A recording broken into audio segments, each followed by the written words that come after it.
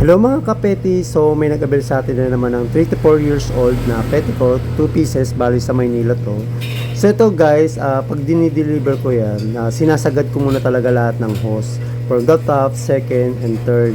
Ngayon, pag na-receive nyo po yan, ganyan na po yan. And then, yung pinaka-top, hindi naman po required na kailangan nating isagad kasi talaga, kailangan talaga mas maganda dyan, medyo liitan.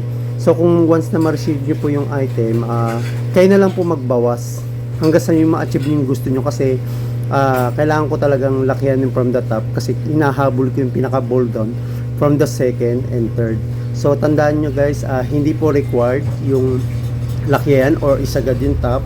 Much better po, alitan nyo. And then kung halimbawa po ang petticoat nyo is, ang gown nyo is pa-umbrella, bibigyan ko kayo ng idea, yung hose ng from the top and the second, liitan nyo lang or bumili kayo ng extra hose, halimbawa sulatan nyo lang na ito yung para sa ball gown, ito yung sa pang umbrella, pero pinaka last layer, wag nyo na pong bawasan. So ang